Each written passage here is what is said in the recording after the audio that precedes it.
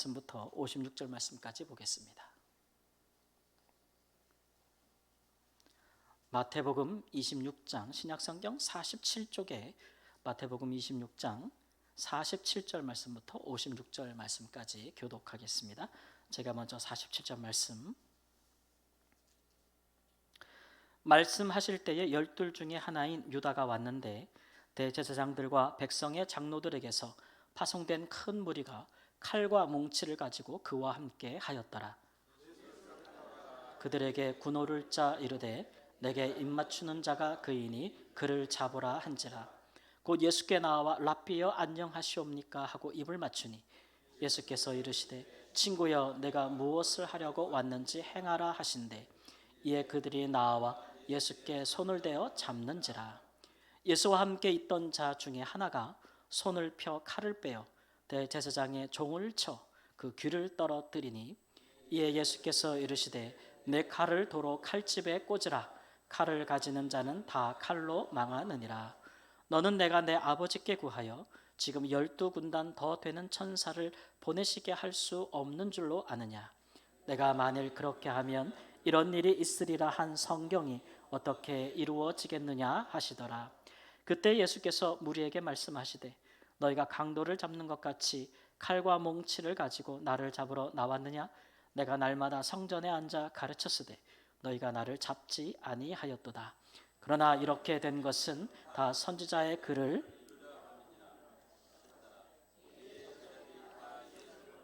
도망하니라. 아멘.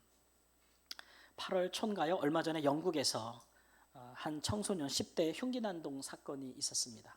17살의 학생이 그 초등학교 학생들이 다니는 댄스 학원에 들어가서 묻지마 살인을 해가지고 아이들이 3명이 죽고 10명이 부상을 당했는데 그중에 5명도 심각한 위중 상태다라는 소식이 있었죠. 참혹한 일인데 그 일이 있은 후에 영국에서는 대대적으로 지금 시위가 벌어지고 있는데 이것이 이제 폭력 시위가 돼가지고 굉장히 이제 어려워진 상황이 됐어요.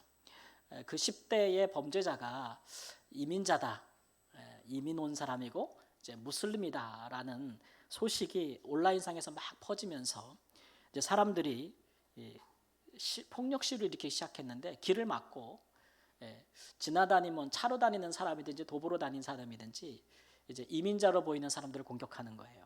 그리고 심지어는 이제 유색인종들을 공격하게 되고 이렇게 무차별적으로 그렇게 폭력을 가하는 사태가 벌어졌습니다. 이렇게 시위하는 사람들은 어떤 구호를 외쳤냐면 우리나라를 돌려달라 이런 얘기죠. 다른 나라 사람들이 우리나라에 와서 이런 흉악한 범죄를 하니까 우리나라를 되찾아야 되겠다. 이제 이런 구호를 외쳤다고 합니다.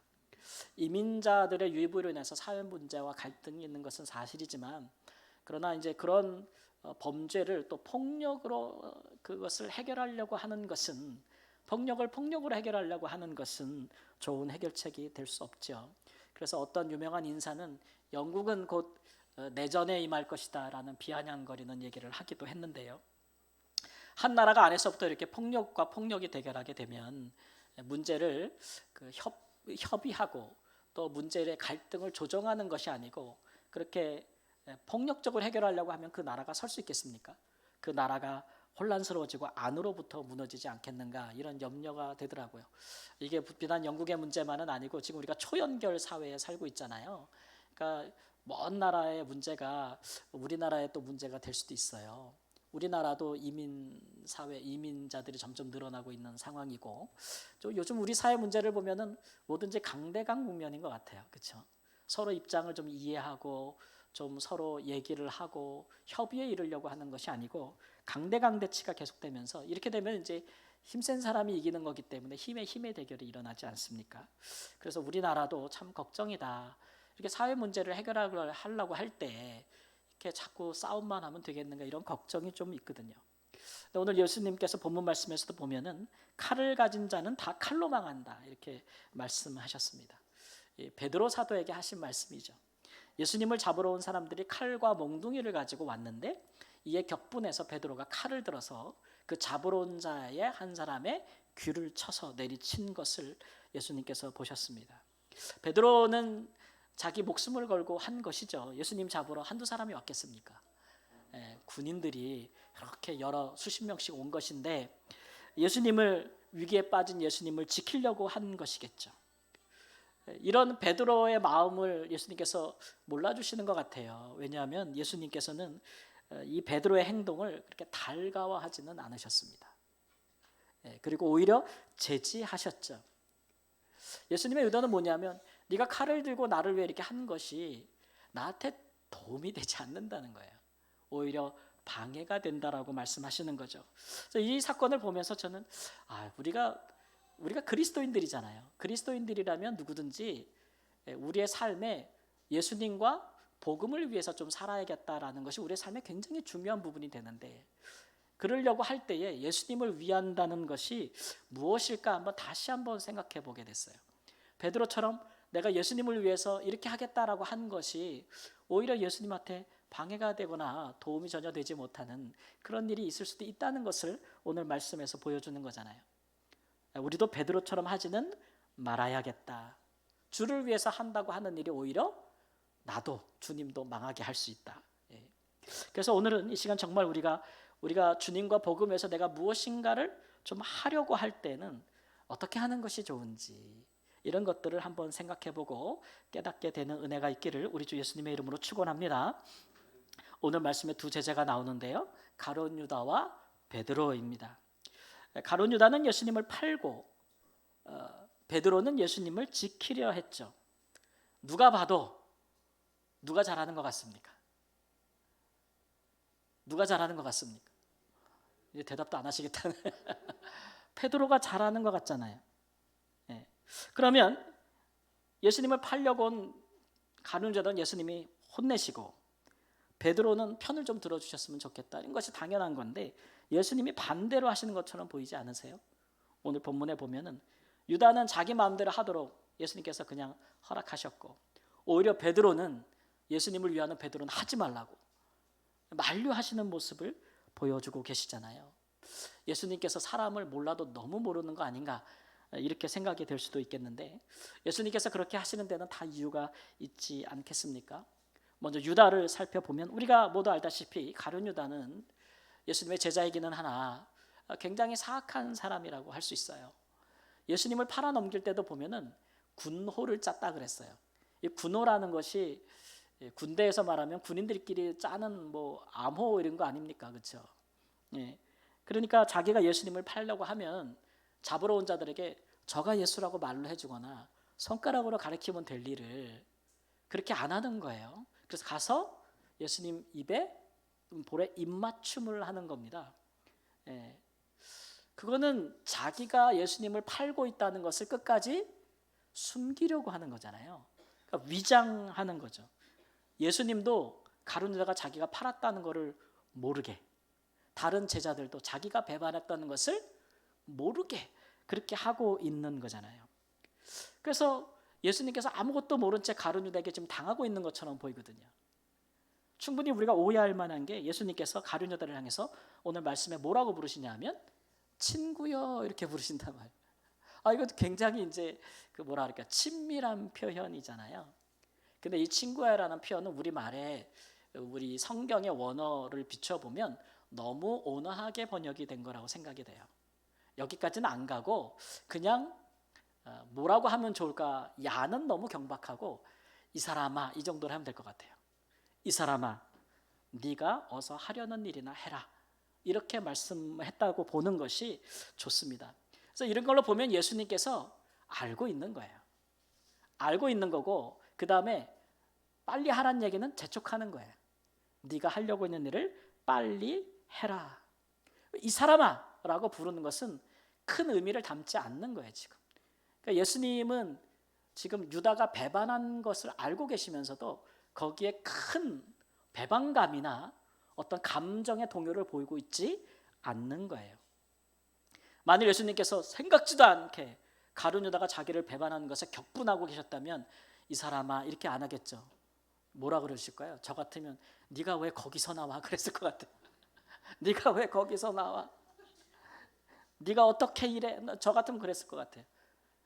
너무 소스라치게 배반감을 느끼고 놀라서. 그런데 예수님 그렇게 알고 계셨거든요.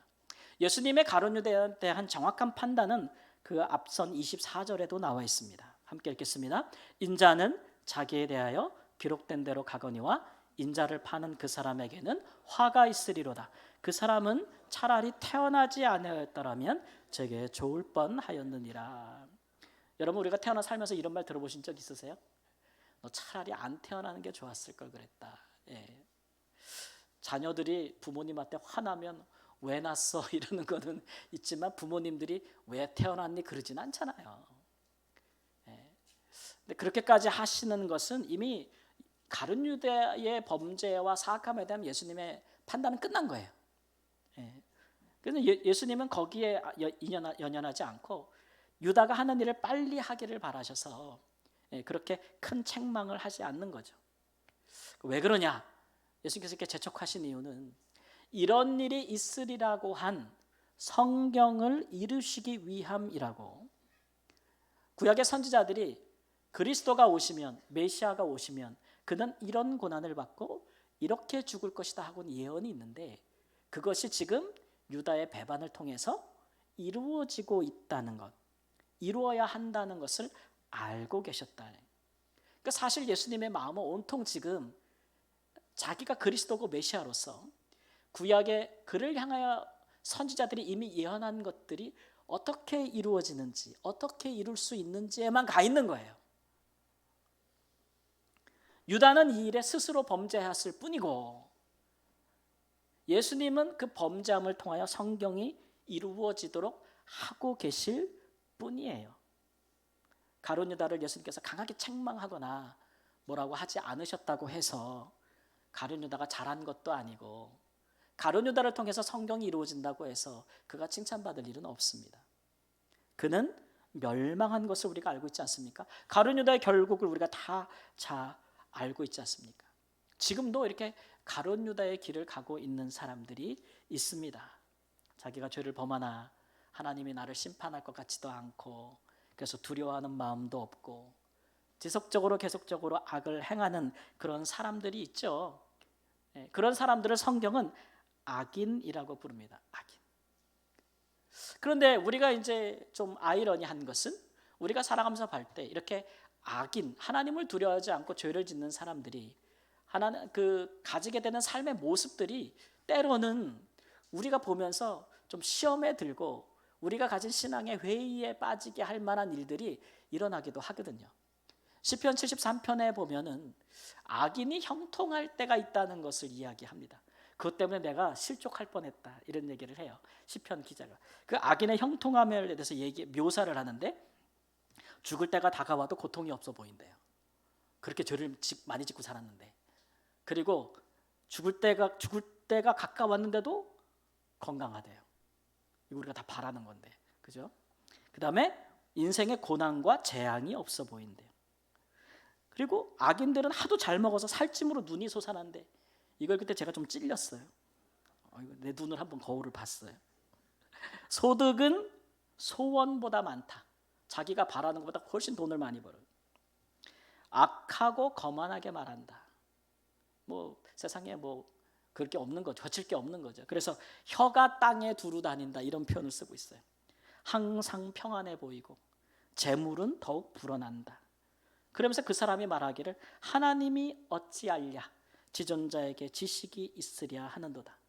내가 이렇게 죄를 범하고 세상에서 떵떵거리고 산들 하나님이 있다면 신이 알겠느냐, 그가 나를 심판하겠느냐, 이렇게 그가 안다면 내가 이렇게 살겠느냐 이렇게 자고한다는 거죠.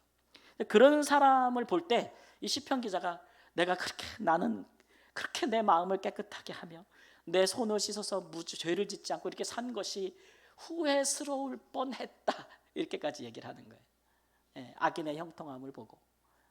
근데 어느 한순간에 악인이 황폐해지고 갑자기 파멸하고 완전히 전멸받고 심판하는 것을 보면서 내가 그때 깨달았다 이런 말을 하거든요. 그래서 우리는 이제 이런 걸 보면서 악인의 형통함은 왜 생기는 걸까? 악인은 왜 죄를 범해도 혼나지 않아 보이는 걸까? 가룟 유다처럼 그런 생각을 할 때가 있거든요. 우리는 뭐 조금만 잘못해도 하나님이 누가 뭐라고 한 것도 아닌데 오늘 장로님 기도에도 보면 허물과 죄를 용서해 주시고 그런 기도 하신단 말이에요. 누가 혼내는 것도 아닌데. 악인의 형통함은 어디서 비롯되는 것이냐? 가룟 유다에 비춰보면 악인의 형통함도 하나님이 쓸 일이 있는 거예요. 하나님의 말씀을 이루매, 성경을 이루매 하나님은 악인을 통해서도 일하시기 때문에 그렇습니다. 그래서 일시적으로 악인이 형통해 보이는 거예요. 성경은 그래서 그런 일에 시험 들지 말라는 거죠. 그러나 악인은 갑자기 풀의 배임같이, 풀의 채소가 시듬같이 그렇게 사라질 것이라는 거죠. 그러니까 그런데 흔들리지 말라는 거죠. 그러면 우리는 어떻게 살아야 되겠습니까? 시편 37편 3절부터 우리 함께 읽어보겠습니다. 여호와를 의뢰하여 선을 행하라. 땅에 거하여 그의 성실로 식물을 삼을지어다. 또 여호와를 기뻐하라. 저가 내 마음의 소원을 이루어 주시리로다. 너의 길을 여호와께 맡기라. 저를 의지하면 저가 이루시고 내 의를 빛같이 나타내시며 내 공의를 정오의 빛같이 하시리로다. 아멘. 하나님의 성실을 식물로 삼으라. 매일같이 먹는 음식거리로, 먹을거리로 삼으란 얘기예요. 그런 악인의 일시적인 형통함에 흔들리지 말고 의인을 향한, 하나님의 백성들을 향한 하나님의 성실하심과 신실하심에 내 마음을 두라는 거예요. 그것이 너희에게 복이라는 거죠. 왜냐하면 악인들은 하나님의 쓸모가 있어서 쓸 뿐 그들의 심판을 면하지는 못한다는 것이죠. 그래서 우리 믿는 사람들은 성경이 이루어질 때에 하나님이 세상을 말씀으로 통치하지 않습니까? 그 하나님의 통치 중에는 악인을 그 죄 가운데 사용하시는 일도 있는 거예요. 그러니까 그런 것을 보고 실족할 필요는 없는 것이죠. 그것을 뛰어넘어서 그럼에도 불구하고 그 일을 통해서 하나님의 말씀을 이루어 가시는 하나님께 집중하면 되는 거예요.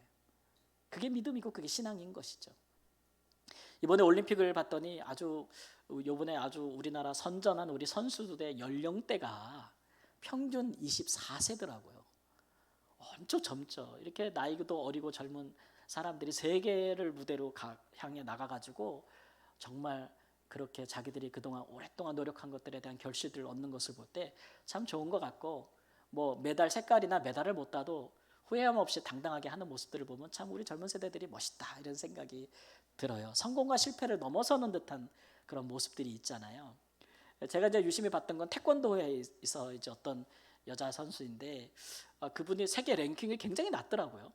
근데 예선부터 올라가면서 쟁쟁한 1위, 뭐 2위, 4위를 다 이기고 올라갔어요.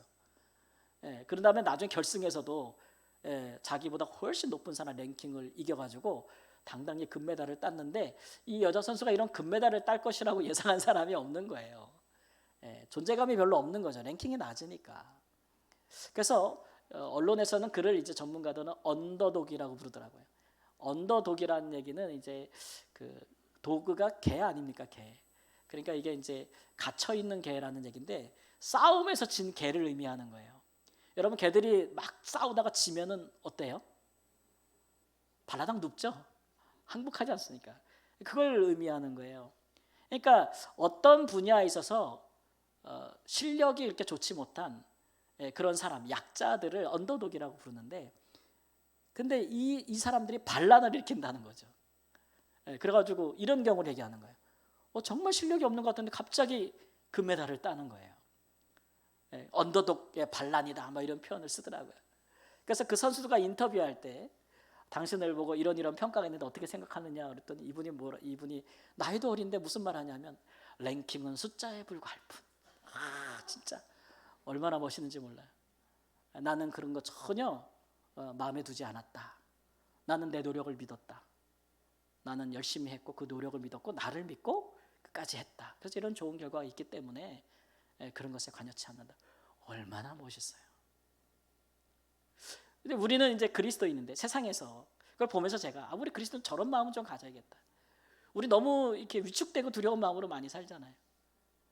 우리도 하나님 말씀을 이루는 사람들이 성경을 말씀을 이루는 사람인데 세상에서 그러기에 너무 겁을 많이 먹고 있어요.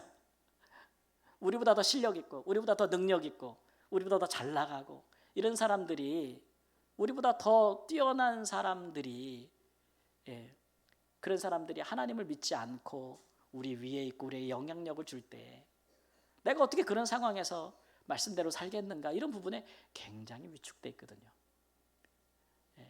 근데 여러분 우리가 알 것은 우리 주님 그런 사람들도 우리 주님의 손 안에 있다는 거예요. 그러니까 그런 부분에 있어서 우리는 하나님을 믿어야죠. 하나님의 신실하심과 성실하심을 믿는데 실패하지 마시기 바랍니다. 특별히 악인들의 형통함에 위축되지 마세요. 위축되지 마세요. 그들도 하나님의 손 안에 있음을 믿으시고 우리는 우리의 길을 가게 되는 은혜가 있기를 우리 주 예수님의 이름으로 축원합니다. 반면에 이제 베드로는요, 예수님께서 가룟 유다에게는 뭐 이렇게 노룩 패스 같은 별 의미를 두지 않게 그러나 야단치든 않는데 베드로가 뭘 그리 잘못했나 싶을 정도로 책망하시는 모습을 보여주고 있어요.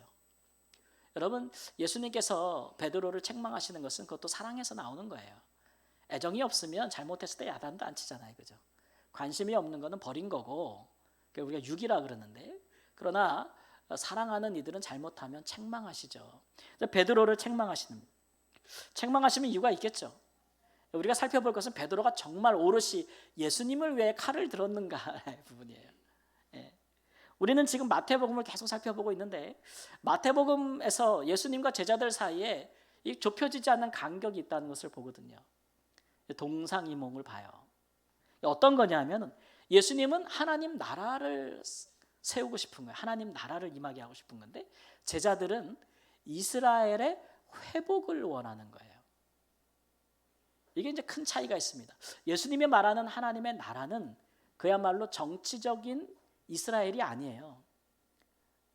하나님의 말씀이 통치하시는 나라예요. 거기에는 뭐 민족이나 국경 이런 거 없어요. 혈통 이런 거 없어요. 누구든지 복음을 듣고 예수 그리스도를 믿고 하나님의 자녀가 돼서 하나님의 말씀을 따라 살면 그 사람이 있는 곳은 하나님의 나라예요. 천국이에요. 예수님이 이걸 이루기 위해서 오신 거예요. 죄로부터 구원하는 거예요, 이게.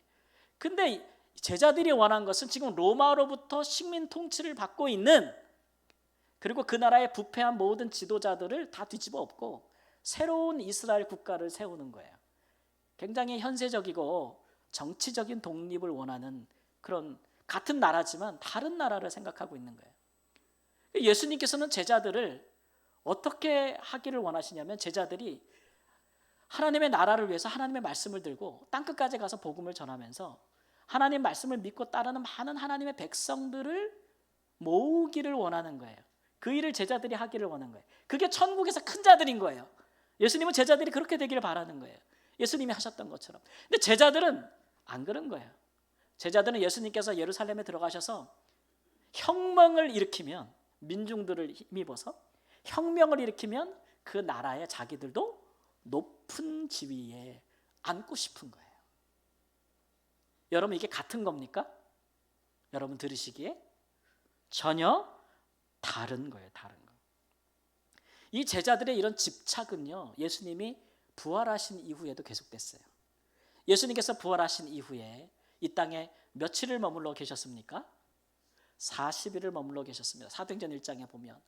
그러면서 하신 일이 뭐냐면 자기의 부활을 보이시고 그 다음에 사도행전 1장 3절에 보시면 하나님의 나라의 일을 말씀하셨다 그랬어요. 하나님 나라의 일을 말씀하셨어요. 그렇게 하셨어요.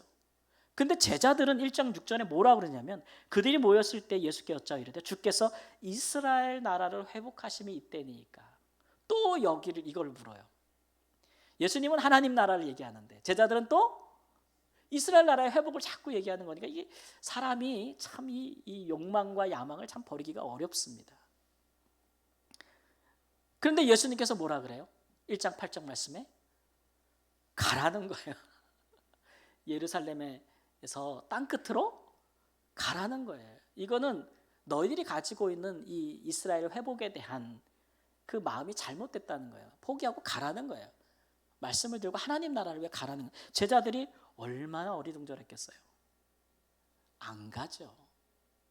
그 나중에 보면 박해가 일어난 후에나 흩어지는 모습을 볼 수가 있어요. 스스로 가지 않는 거죠.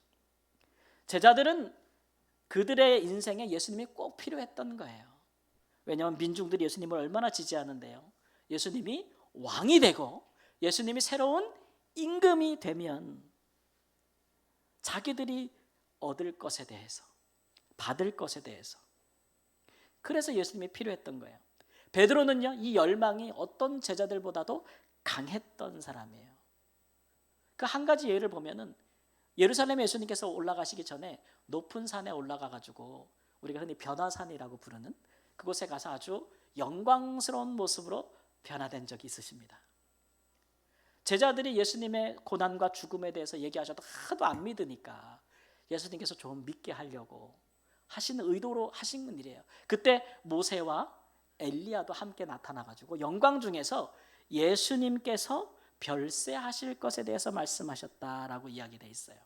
그때 베드로, 야고보, 요한을 따로 데리고 가셨는데 베드로가 그것을 보고 너무 이제 놀란 거죠.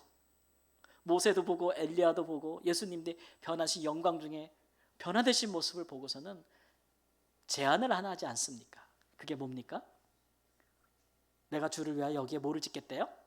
초막을 짓겠다고 하잖아요. 초막. 이 초막을 짓겠다고 하는 거는 이게 초막절을 이제 연상케 하는 거예요. 왜냐하면 당시에 예수님께서 그 모세와 엘리야랑 함께 얘기하신 주제가 뭐냐하면 예수님께서 예루살렘에 별세하실 것이라고 했는데 우리 성경에는 이 별세가 뭐냐면 정확한 말로는 예수님이 떠나실 것이에요. 예수님께서 떠나실 것에 대해서 이야기했다 그랬는데 신약 성경 원어로 보면은 이거는 그 엑소더스라고 돼 있어요. 헬라어로. 그러니까 출애굽이에요. 예수님께서 출애굽하실 것에 대해서 말씀하셨다. 이렇게 성경 원어는 이야기하고 있어요. 그걸 우리식으로 그것은 예수님의 죽음에 대해서 얘기했다고 해석했기 때문에 우리는 그렇게 성경에 번역을 해놓은 거예요. 근데 베드로는 이제 그것을 오해하는 거죠.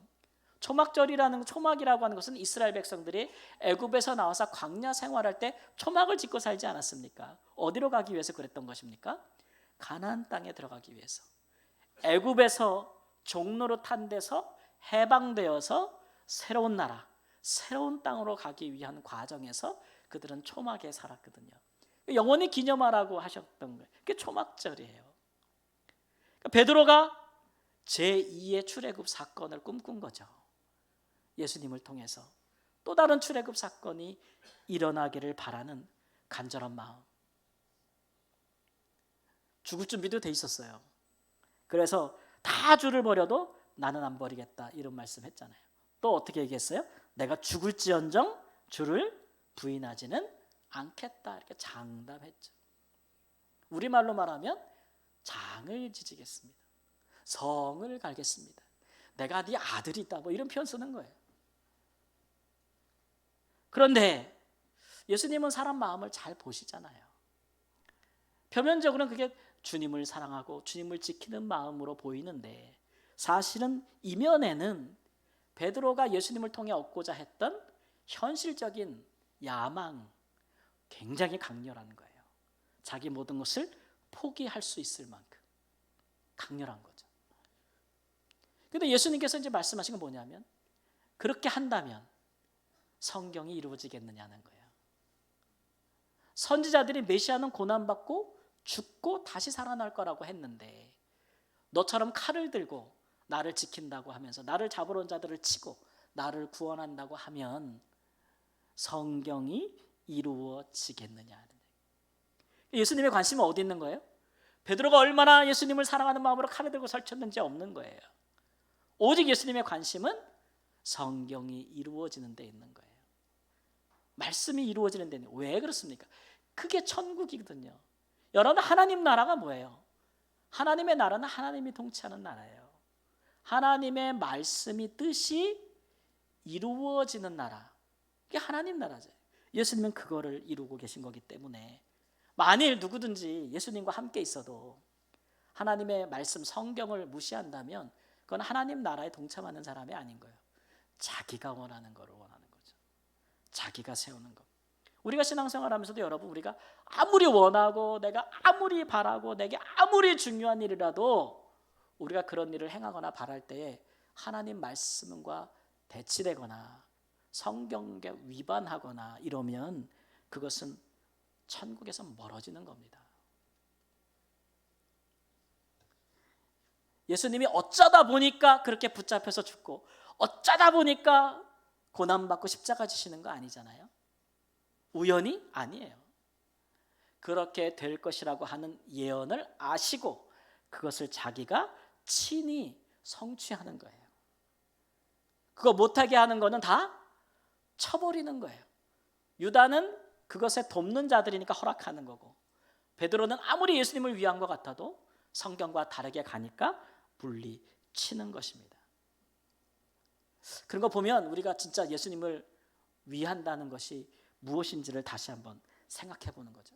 이 베드로처럼 착각하면 안 돼요.